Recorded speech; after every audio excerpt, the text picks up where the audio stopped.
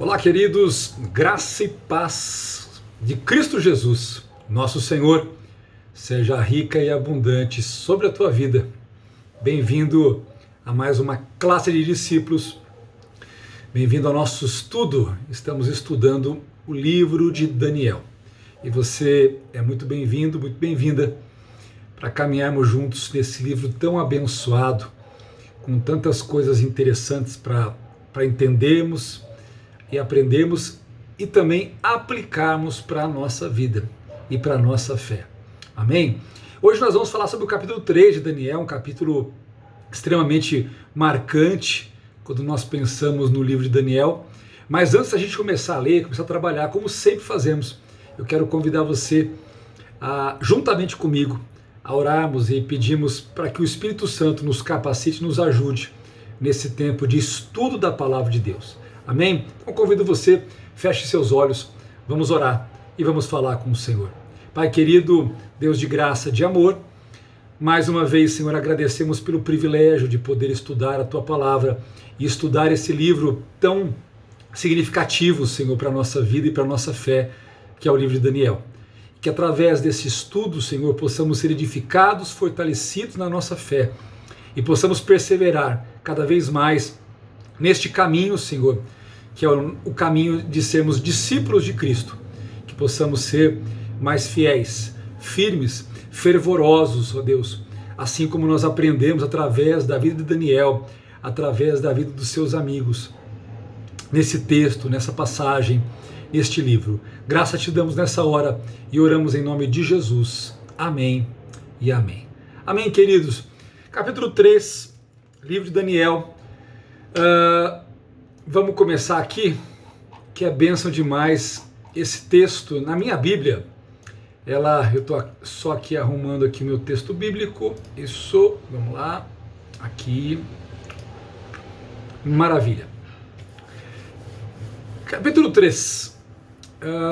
Na minha Bíblia aparece assim um subtítulo, né, dizendo a prova da fé.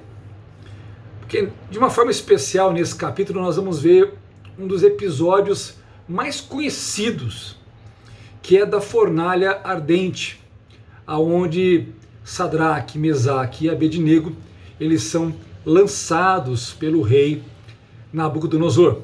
E nós vamos ver aqui a fé desses moços sendo provada, né? E é interessante a gente fazer esse paralelo com a nossa vida, porque como filhos de Deus, como discípulos de Cristo, ao longo da nossa caminhada, ao longo da nossa vida, muitas vezes nós vamos perceber que a nossa fé será provada ou está sendo provada. E eu sempre entendo e sempre digo que o propósito das provas da nossa fé nunca é a nossa destruição, mas é o nosso aperfeiçoamento, nosso amadurecimento, nosso crescimento. O propósito da fé provada é para que a nossa fé seja aprovada, né? Então Deus usa essas circunstâncias e aqui não é diferente, porque nós vimos o capítulo 1 e nós vimos ali toda essa questão do que Deus depositou, como Deus os honrou, né? Como Deus estava presente na vida de Daniel, né? de Misael, Ananias e Azarias. Mas agora o Senhor não deixou de estar, não deixou de ser, mas o Senhor permite as provas chegarem. A mesma coisa acontece na minha vida e na sua vida, e tudo isso é porque Deus usa todas essas situações para ser glorificado. E aqui não é diferente. Então se você ler comigo, fala assim: o rei Nabucodonosor fez uma imagem de ouro, né? Vamos colocar aqui, fala de 60 côvados, né? E de 60 côvados, peraí, deixa eu olhar aqui, eu tinha colocado aqui, 60 côvados de altura e 6 de largura, né? E ergueu na planície de Dura, na província da Babilônia. Depois convocou os sátrapas, os prefeitos, os governadores, os conselheiros, os tesoureiros, os juízes, os magistrados e todas as autoridades provinciais para assistirem à dedicação da imagem que mandara erguer. Assim, todos eles sátrapas, prefeitos, governadores, conselheiros, tesoureiros, juízes, magistrados e todas as autoridades provinciais se reuniram para a dedicação da imagem que o rei Nabucodonosor mandara erguer, e ficaram de pé diante dela. Então o arauto proclamou em alta voz: esta é a ordem que lhes é dada, ó homens de todas as nações, povos e línguas, quando ouvirem o som da trombeta, do pífaro, da cítara, da harpa, do saltério, da flauta dupla e de toda espécie de música, prostrem-se em terra e adorem a imagem de ouro que o rei Nabucodonosor ergueu. Quem não se prostrar em terra e não adorá-la será imediatamente atirado numa fornalha em chamas. Por isso, logo que ouviram o som da trombeta, e aí ele repete, todos os instrumentos, ele fala: os homens de todas as nações, povos e línguas prostraram-se em terra e adoraram a imagem de ouro que o rei Nabucodonosor mandara erguer. Nesse momento, alguns astrólogos se aproximaram e denunciaram os judeus, dizendo ao rei Nabucodonosor: ó rei, vive para sempre. Tu emitiste um decreto, ó rei, ordenando que todo o que ouvisse, e mais uma vez ele cita instrumentos musicais, tudo que foi feito ali naquela consagração da imagem, ele fala para que se prostrasse em terra e adorasse a imagem de ouro, e que todo que não se prostrasse em terra e não adorasse seria atirado numa fornalha em chamas.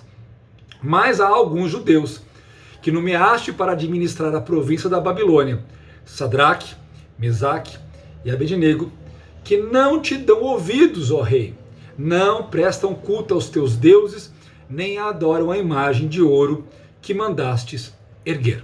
Então eu vou parar aqui no versículo 12 para a gente conversar um pouco e a gente analisar um pouco sobre tudo isso que nós lemos agora. Tá? Como é que essa história começa? Tudo começa com essa atitude narcisista do rei Nabucodonosor.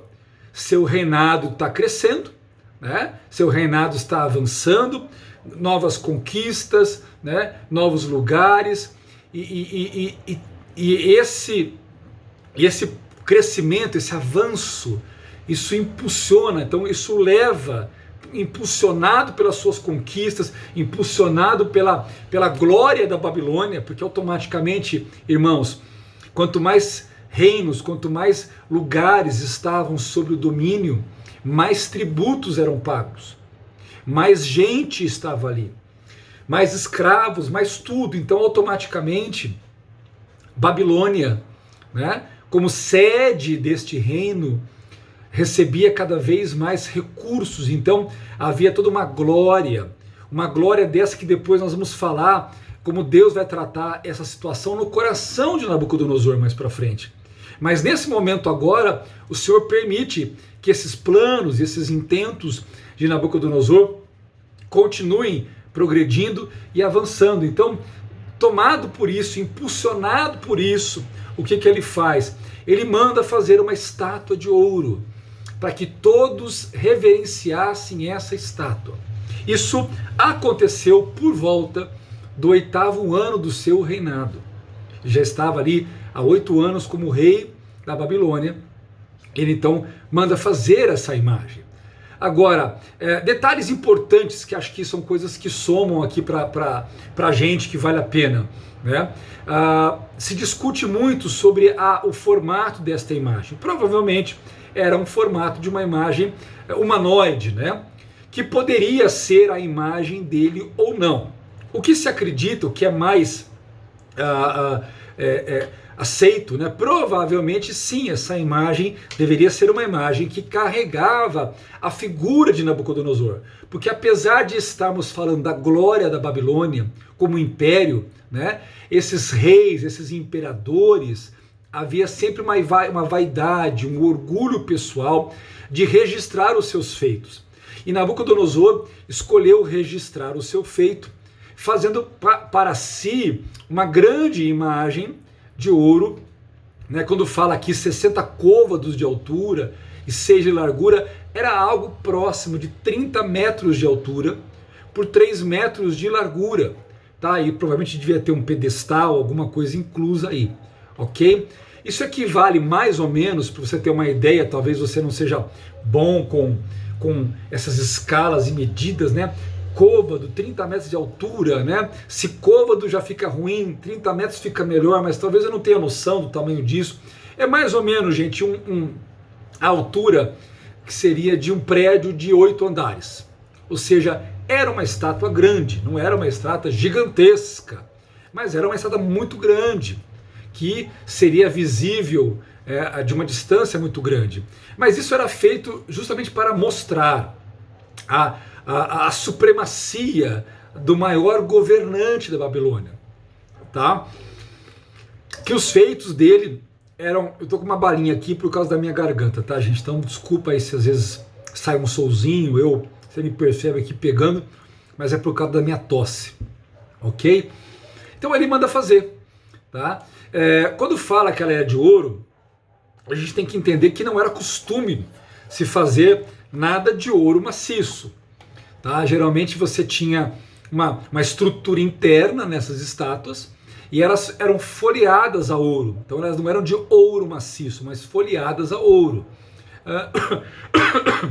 Isaías 40, verso 19, diz assim: o artífice funde a imagem, né? Ele faz o formato da imagem, e o ourives a cobre de ouro e forja para ela cadeias de prata. Então a ideia, eu sei que isso foi, na verdade, foi coberta, essa estátua ela foi coberta de ouro, porque esse texto de Isaías que eu citei, ele está falando aqui sobre o projeto, a forma de fazer a imagem, tá? Então, o versículo 1 mostra isso, que ele mandou fazer essa imagem. Verso 2 e 3, ele manda juntar todas essas autoridades do seu reino para esse evento, né? Esse evento nessa cidade que não era em si na capital da Babilônia, mas era uma cidade de aproximadamente aí 10, 15 quilômetros a distância que ficava essa cidade, onde ele mandou erigir essa imagem, ok? Então ele manda chamar todo mundo, sátrapas. O que eram sátrapas? Líderes de província, tá? Prefeitos, governadores, conselheiros, porque o reino da Babilônia ele era todo dividido em províncias, tá? Prefeitos, governadores, conselheiros, tesoureiros, juízes, magistrados, todos os oficiais foram assim chamados para estarem lá, presentes, tá? Para a consagração. E aí no versículo 4 ao versículo 6, o que a gente encontra? A gente encontra a informação do arauto, que era aquele que apregoava, que falava, né? E automaticamente o que ele dizia era reproduzido para que as pessoas em grande distância pudessem estar, porque provavelmente havia uma quantidade muito grande de pessoas. Haviam pessoas do povo comum? Haviam, mas toda essa estrutura de proximidade, ela estava nessa construção toda de sátrapas, prefeitos, governadores, até os oficiais mais baixos, mas que também cabiam ser chamados nesse processo. E esse arauto ele vai apregoar, né? Ele vai dizer assim: ordena-vos a vós, ou seja, aquela consagração ela teria uma participação.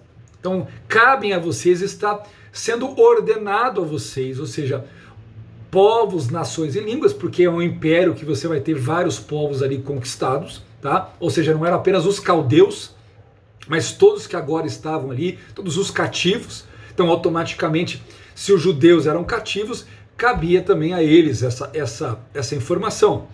Quando vocês ouvirem o som, né, dos instrumentos musicais, eles citam vários instrumentos aqui, tá? Toda espécie de música, ou seja, provavelmente haveria algum tipo de adoração, de cantoria, alguma coisa assim de músicas. Quando vocês ouvirem tudo isso acontecer, o que ele fala? Prostrem-se e adorem a estátua de ouro que o rei Nabucodonosor levantou. E há um aviso aqui: quem não se prostrar e quem não adorar será lançado na mesma hora dentro da fornalha de fogo ardente. Então vamos lá. Por que tudo isso? A gente tem que entender esses contextos culturais. Obviamente que a estátua erigida é uma estátua narcisista, algo feito para, não era nem para a glória do reino, mas é para mostrar que ele era o maior governante, né, a sua supremacia como governante, né, e como governante da Babilônia, mas também como governante de todos os outros reis e reinos que foram subjugados pela Babilônia, ok? Então a gente tem que entender isso. Ao fazer isso, ao chamar para essa cerimônia e ordenar que isso fosse feito, isso era, acima de tudo, uma prova de fidelidade.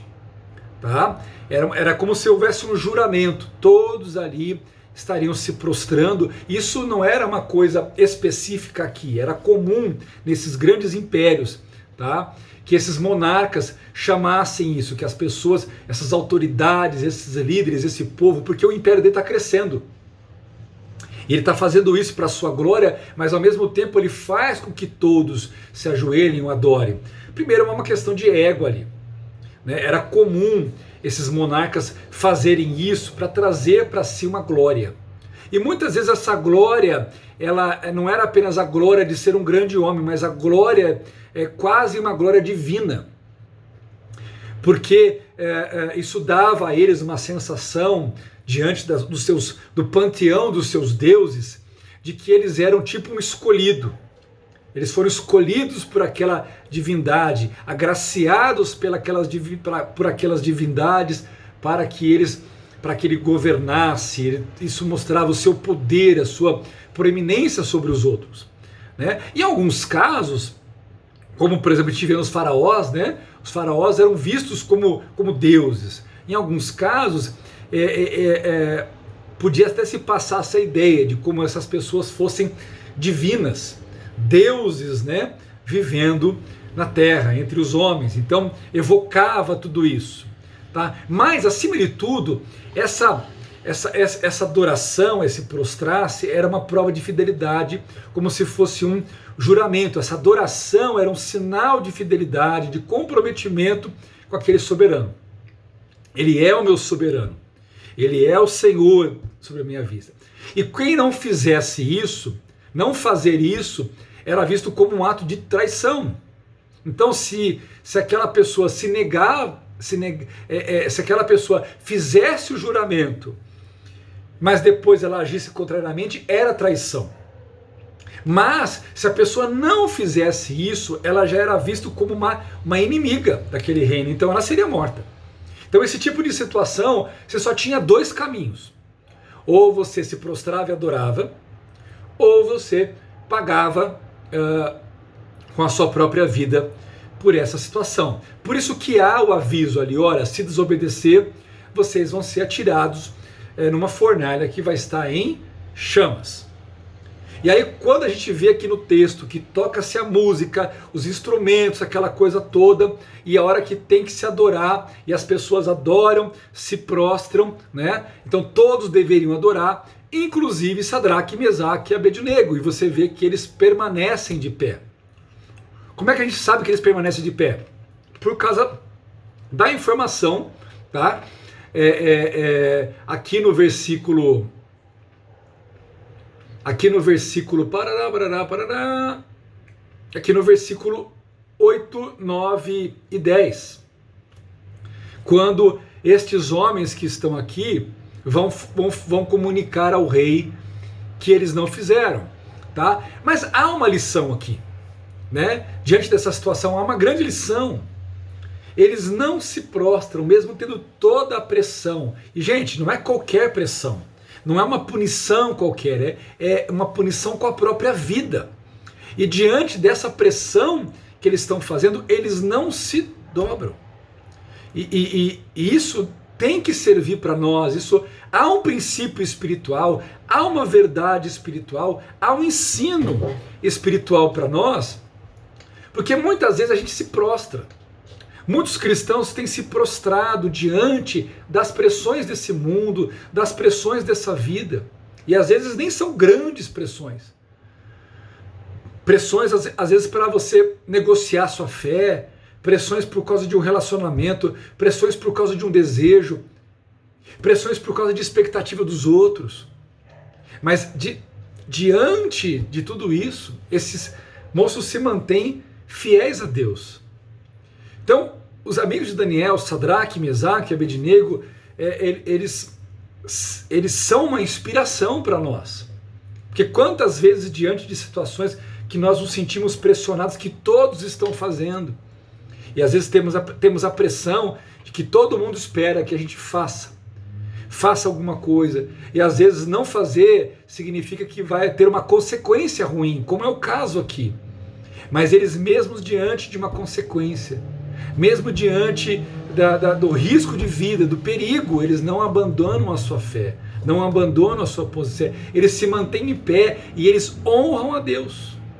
Irmãos, que eu e você possamos aprender isso, possamos lembrar da atitude desses 3 homens, diante de uma situação que os afetava diretamente. Às vezes a gente se curva a uma pressão de trabalho, a uma pressão do cliente, a uma pressão de pessoas, e fazemos coisas que nós sabemos que vão desagradar a Deus, coisas que não trazem glória para o Senhor, coisas que estão em contrariedade com a palavra de Deus, coisas que mostram a nossa infidelidade de consciência, de coração diante do Senhor. Não é o caso deles.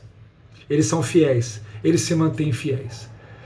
E aí, como nós falamos aqui, a partir do versículo 8, versículo 9, o que a gente vê? A gente vê aqui acusadores, né? Chama aqui de astrólogos aqui, né?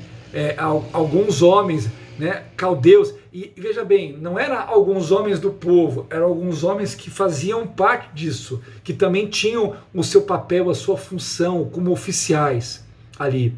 E eles acusaram os judeus. Olha, tem os judeus ali, e eles são muito claros, Sadraque, Mesaque e Abednego.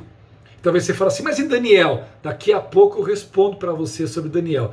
Mas você vê que aqui eles são claros em dizer, Sadraque, Mesaque e Abednego.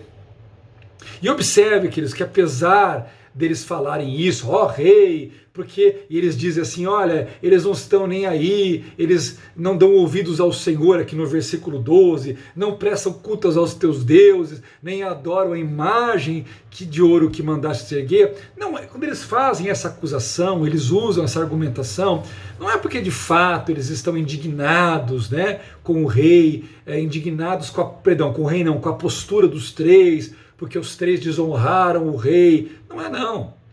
Havia interesse por detrás, tá? Havia interesse. Esses acusadores provavelmente estão motivados por ressentimento, porque eles também são, quando cita que eles são aí, em algumas versões fala os astrólogos ou sábios, por quê? Porque eles eram da mesma turma, dessa mesma turma da qual Daniel pertencia, né? Quando a gente vê o capítulo 1 e o capítulo 2, até que no capítulo 2 o Senhor honra e coloca Daniel, e Daniel também ali, através do favor do rei, coloca Sadraque, Mesaque e Abednego em posição de destaque.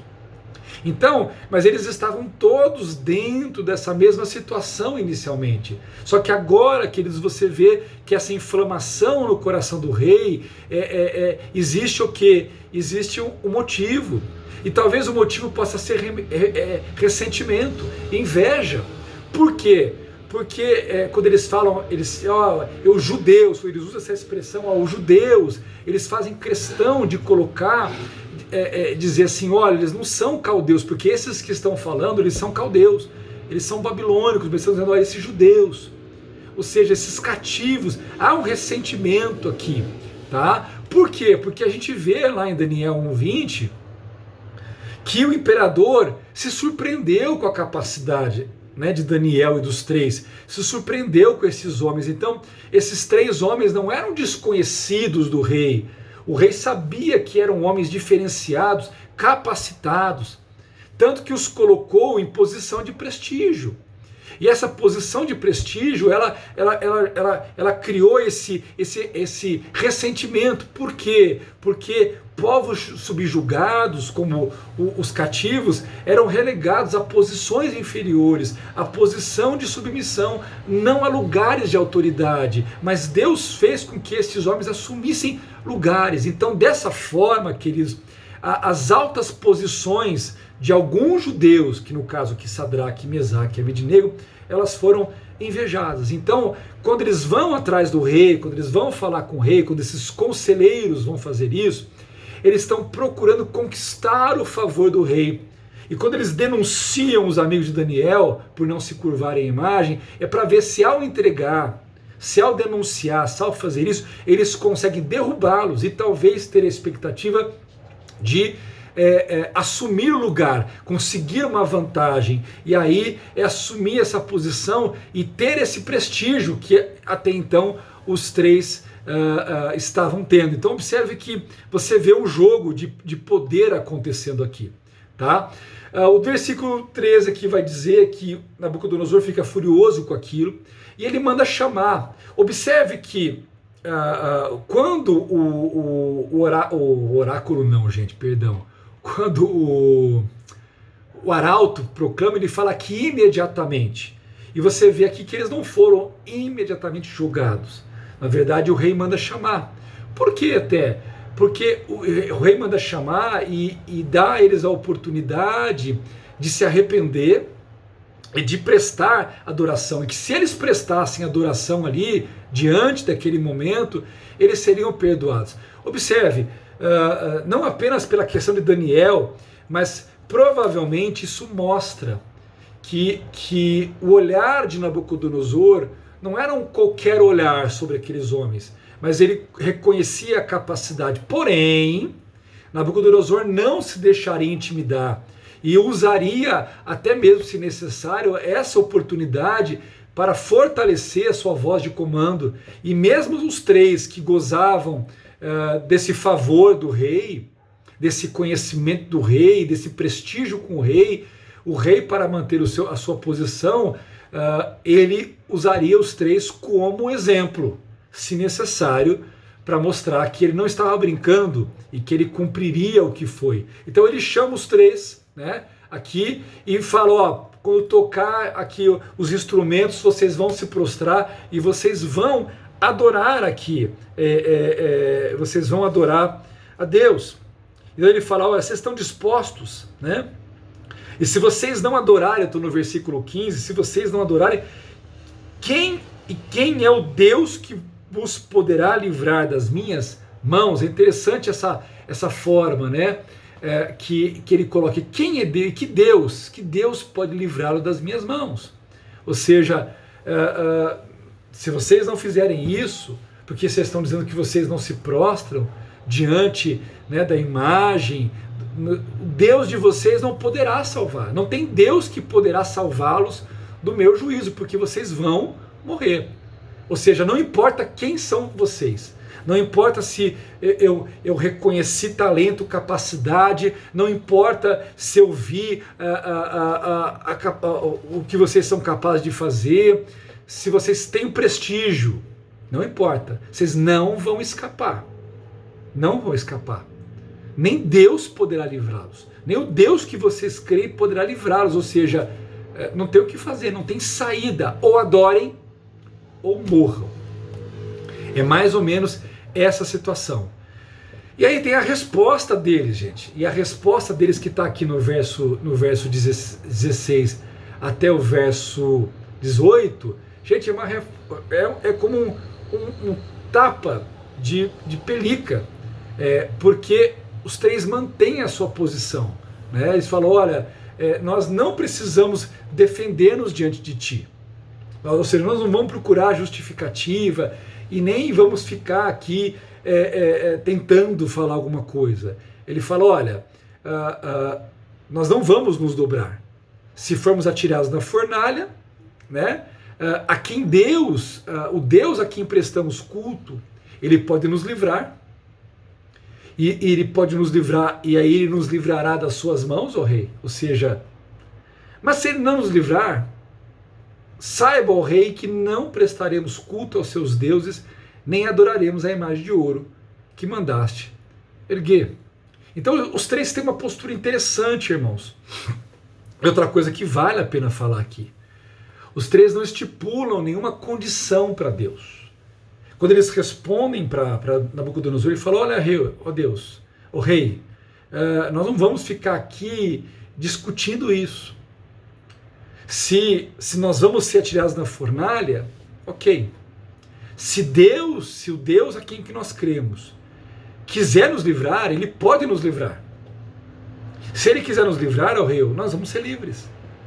Mas se ele não quiser nos livrar, nós morreremos. Observe que eles não estão aqui colocando, eles não estão vinculando nada às palavras de Nabucodonosor. Estão dizendo assim, não é porque nenhum Deus poderá, que você é maior que algum Deus, que nenhum Deus poderá nos livrar das suas mãos. Não é isso.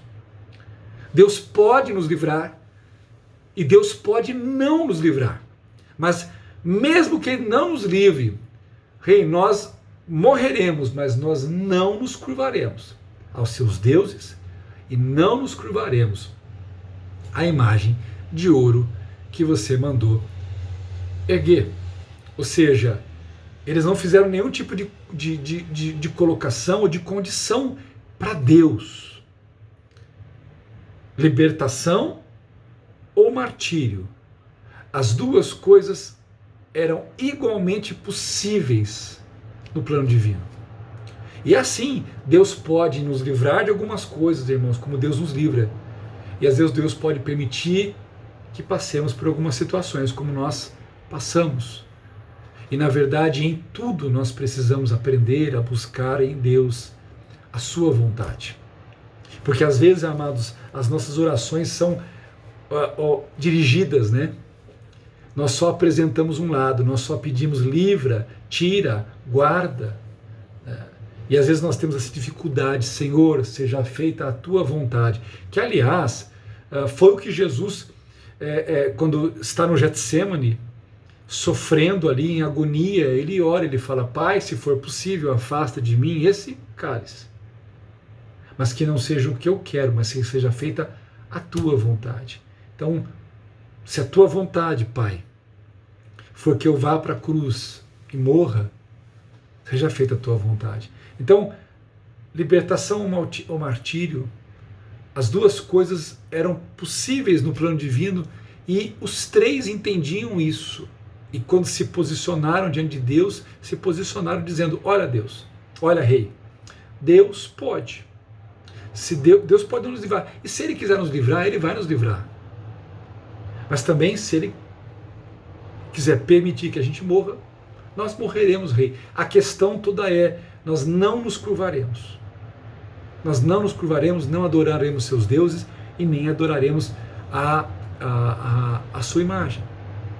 E aí, se você pegar o verso 19 até o verso 21, isso desagrada ao rei. E ele dá ordem para que a fornalha fosse aquecida 7 vezes mais. Ele pega os homens mais fortes ali, que prendem os três, que amarram os três e lançam os três na fornalha, que está extraordinariamente quente. O texto diz que está tão quente, mas está tão quente, que no verso 22 fala que a fornalha estava tão quente que elas mataram os soldados que levaram Sadraque, Mesaque e Abednego. Ou seja, aqueles homens, não diz quantos homens, se era um para cada um, se tinha mais, mas aqueles homens que foram lá, que amarraram, que prenderam e que foram jogar, eles morreram. Eles acabaram morrendo, tal era o calor, né, daquela fornalha que foi aquecida 7 vezes mais. Então estava tão quente que mataram os soldados que a levaram. Aí, gente, que acontece algo extraordinário, porque o verso 23 fala assim: os quais caíram amarrados dentro da fornalha em chamas. Eles caíram lá dentro. Então, caíram lá dentro da fornalha, no lugar mais quente, pegando fogo, cheio de chamas. Mas aí o verso 24, né, mostra que algo extraordinário vai acontecer. Se você ler o texto lá, você vai ver o quê? Que o rei percebe que algo diferente, estranho está acontecendo dentro da fornalha.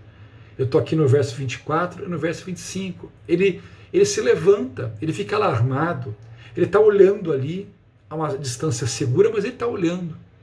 Ele está alarmado e ele levanta-se, ele pergunta aos seus conselheiros, dizendo assim: olha, não foram 3 homens amarrados que nós atiramos do fogo? Ou seja, foram 3, não foram, gente? Eles responderam: sim, ó rei. E o rei exclamou: olhem, estou vendo 4 homens desamarrados e ilesos, andando pelo fogo. Ou seja, não eram mais 3, agora eram 4. E esses 3 homens estão desamarrados e eles estão ilesos, porque eles não estão lá pulando, talvez com 7 vezes mais, era para eles serem completamente consumidos na hora, tá? Porque a ideia é essa. Por que 7 vezes mais? Porque seria uma morte rápida. Muitas vezes, queridos, essas fornalhas que eram usadas para esse tipo de coisa, elas eram colocadas num fogo brando. E a pessoa que era lançada lá dentro, ela ficava lá se queimando, cozinhando, era um tormento, ela demorava para morrer. Mas quando ele manda aquecer 7 vezes mais, é porque é para ser uma morte rápida. Tanto é para ser uma morte rápida que os próprios soldados que jogaram os 3 morrem com aquele fogo. Mas os 3 que caem lá dentro, agora Nabucodonosor está olhando e está vendo que eles estão desamarrados, ou seja, né, eles estão em pé, eles estão andando, eles estão ilesos. E ele fala: mas não são 3, são 4 que ele está vendo, e um desses se parece com um filho dos deuses. Então, ele consegue ver essa situação e ele consegue perceber que esse 4º homem, apesar da sua forma humanoide, ele reconhece que ele era diferente, ele tinha um aspecto como se ele fosse um ser que veio de outro lugar, que eles vão chamar de filhos dos deuses. Então ele reconhece que existe alguém ali que tem uma presença divina. Então Nabucodonosor reconhece a presença divina e a ação divina ali acontecendo. E quando ele vê isso, ele vê um sinal que ele tem que acabar com aquilo. Então por isso que você pegar o verso 26 e o verso 27 agora, ele se aproxima daquela fornalha. É claro que o texto não fala, mas ele se aproxima dessa fornalha que está em chamas, talvez não mais 7 vezes, senão ele morreria, mas ele se aproxima e ele grita para esses homens, né, saiam, servos do Deus Altíssimo, saiam, venham aqui, Sadraque, Mesaque e Abednego. E eles saíram do fogo. Então ele manda os 3 sair da fornalha, e aí não só o rei que havia se aproximado, mas o verso 27 diz que todos os sátrapas, prefeitos, governadores, conselheiros, todos eles se ajuntaram em torno e comprovaram que o fogo não tinha ferido o corpo deles, não tinham queimadura nenhuma. E nem um só fio do cabelo tinha sido chamuscado. E a verdade é que, não sei se alguém já teve essa experiência, mas quando o cabelo ele fica em contato com o fogo, né, o fio de cabelo ele queima, ele se enrola inteirinho, assim, até ele desaparecer, né? E eles olham para aqueles homens e não tem nada disso. O texto diz que as roupas não estavam queimadas. E não havia cheiro de fogo, não havia nem aquele cheiro de queimado neles.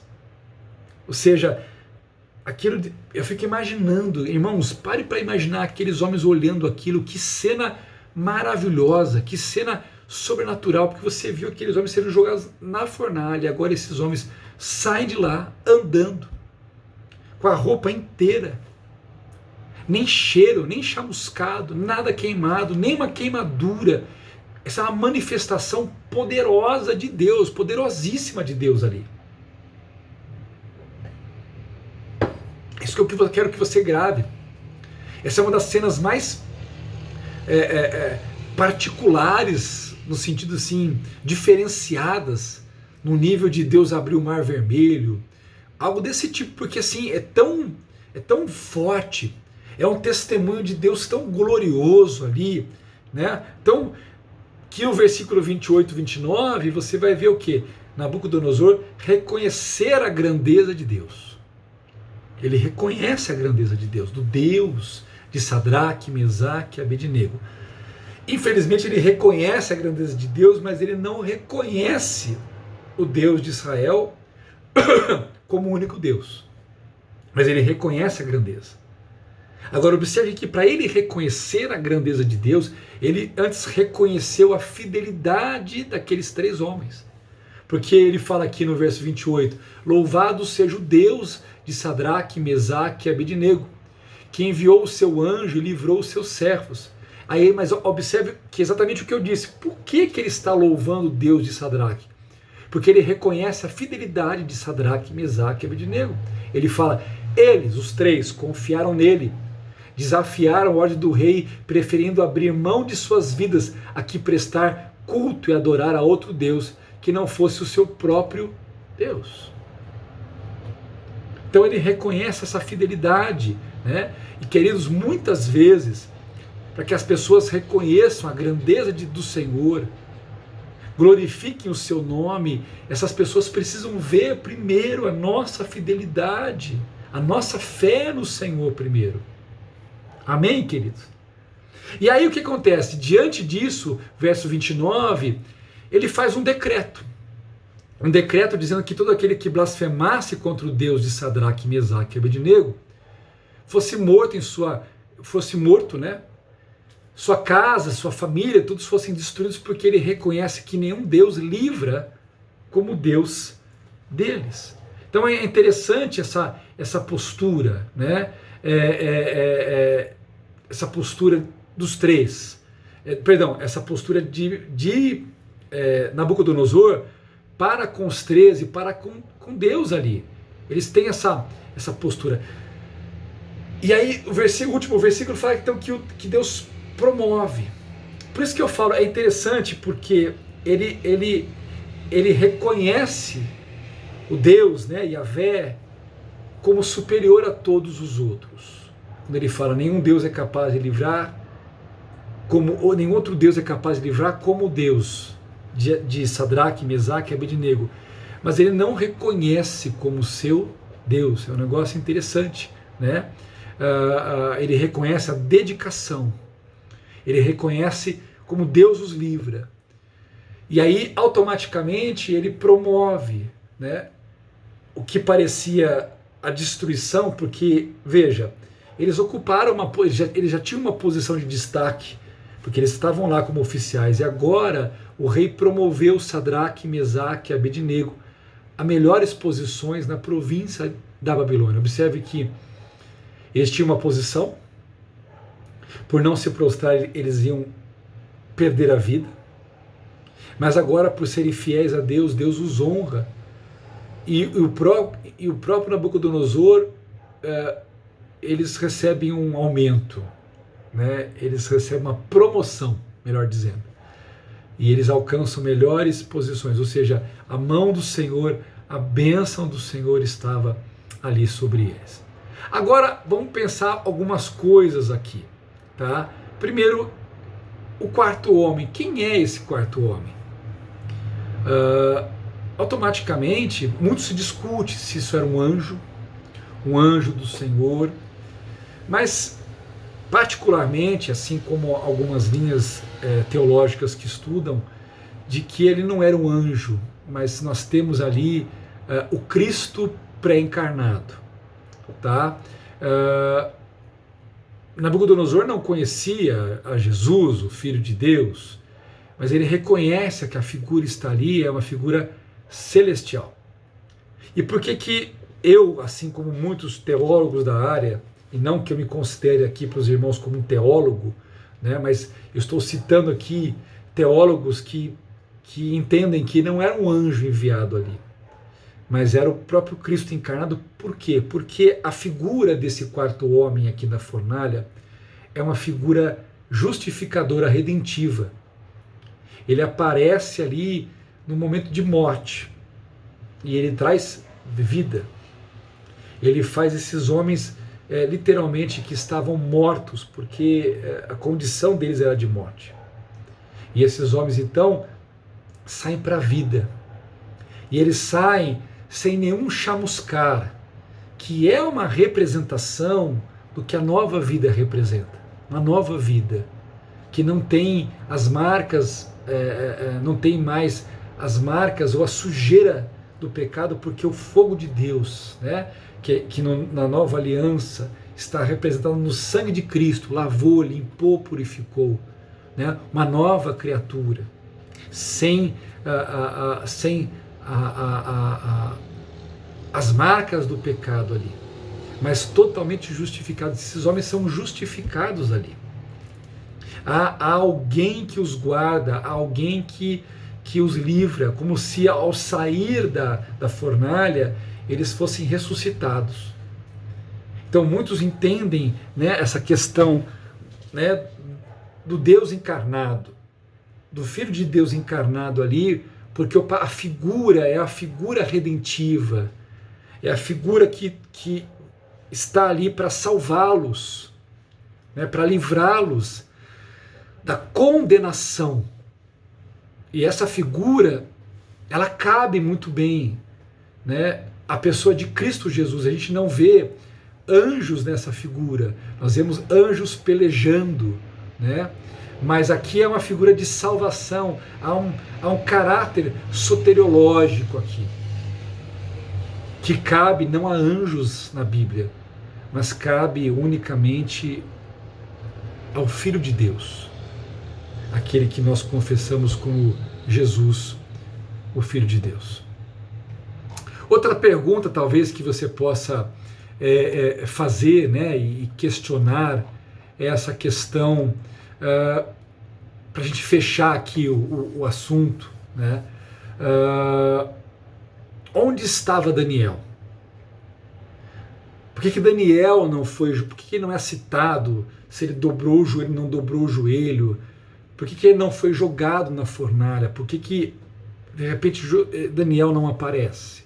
Bom, primeira coisa que nós temos que entender é que a Bíblia omite, né, a informação de onde Daniel estava nessa ocasião.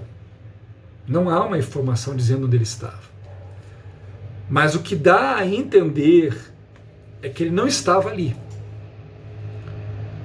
É que ele não estava naquele lugar. Podemos dar 100% também de garantia nisso? Não. Porque ele poderia estar ali e não ter sido citado. Eu não acredito que Daniel, em momento algum, se tivesse ali, teria dobrado o seu joelho. Não. Até porque, depois nós vamos ver no livro de Daniel, que ele continua sendo um instrumento de Deus. Se ele tivesse dobrado, adorado, provavelmente ele estaria ali se curvando a outros deuses, e ele estaria pecando, desagradando a Deus. Mas alguém que desde o começo se propôs a não comer das iguarias do rei, alguém que procurou manter-se puro, se guardar, nessa altura agora, depois de honrado, depois de ter a vitória, ele, não acredito que ele faria isso. Então, a Bíblia não fala claramente se estava ou não estava, nem aonde estava, se não estava. Então a Bíblia omite isso. O que dá a entender, pelo texto em geral, é que Daniel não estivesse presente ali. Agora, diante do silêncio das Escrituras em relação a essa informação, nós podemos buscar informações no próprio texto para tentar preencher essa lacuna, para tentar entender. E o capítulo 2 vai nos ajudar. Bom, primeiro, quando o rei constitui Daniel como grande governador da província. Está no capítulo 2. Então, o reino da Babilônia era dividido em províncias, e Daniel foi nomeado governador sobre a província da Babilônia, ou seja, sobre todas as províncias. Não era apenas a província da capital, mas a província de todo o reino. Então, essa convocação que nós vimos aqui no início do capítulo, versículo 2, 3 ali, era uma convocação para os oficiais das províncias. Daniel não era apenas um oficial, Daniel era muito mais do que um oficial, Daniel era governador geral. Ele estava em poder apenas abaixo do poder do rei. E como governador geral ali, ele era o representante legal do rei. E provavelmente ele permaneceu na capital do império. Porque essa cerimônia, como eu disse, ela foi feita em Dura, no campo de Dura. Nabucodonosor levantou essa imagem no campo de Dura, que era uma cidade que era distante, entre 10 a 15 quilômetros da Babilônia. Então tudo indica que Daniel não estava presente, ou que Daniel foi dispensado de estar presente, talvez até porque ele estava na capital como representante legal do rei.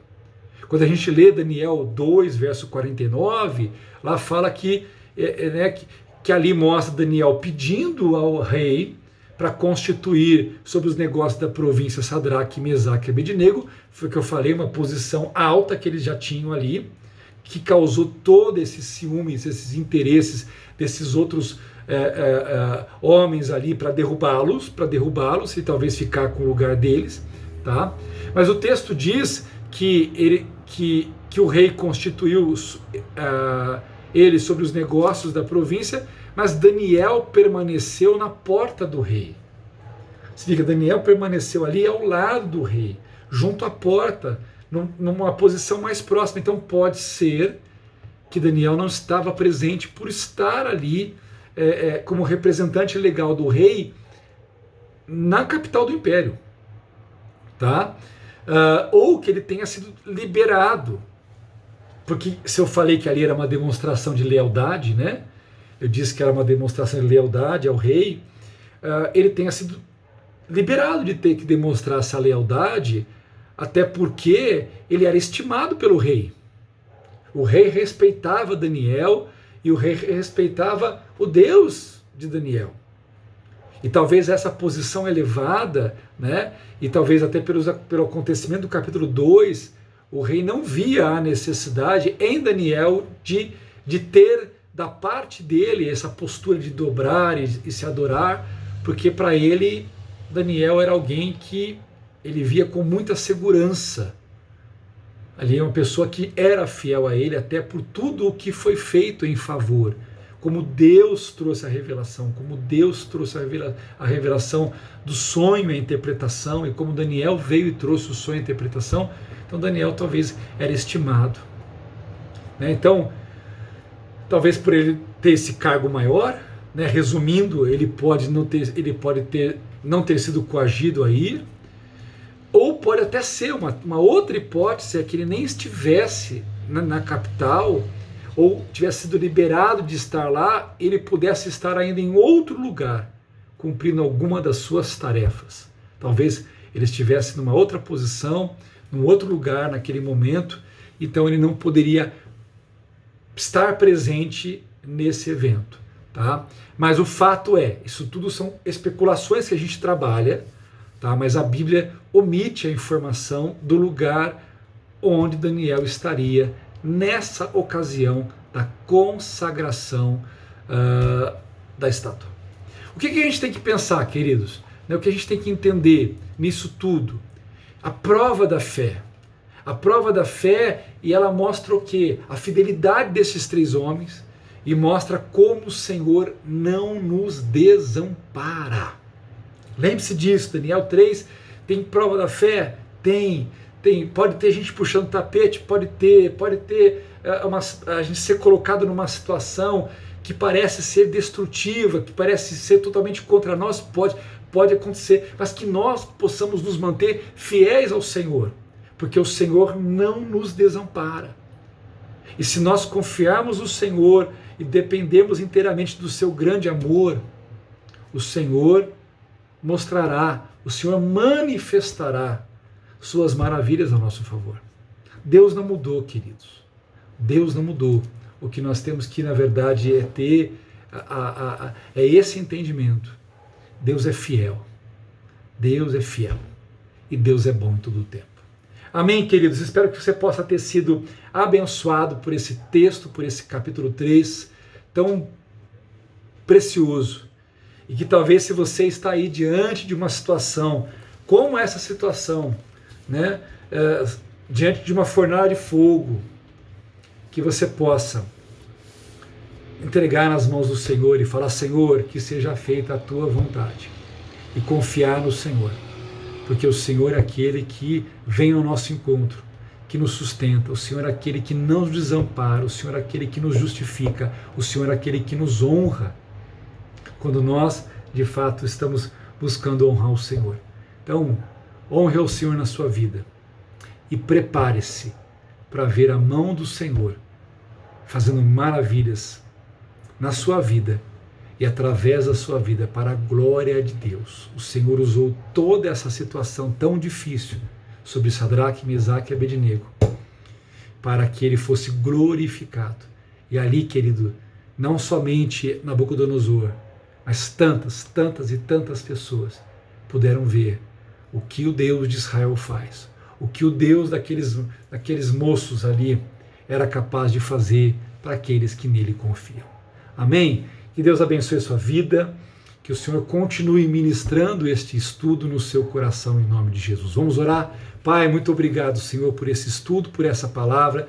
Continua a ministrar em cada coração para que possamos continuar avançando na nossa fé e possamos, Senhor, sempre na nossa vida sermos fiéis ao Senhor em todo o tempo. Graças te dou nessa hora, Senhor.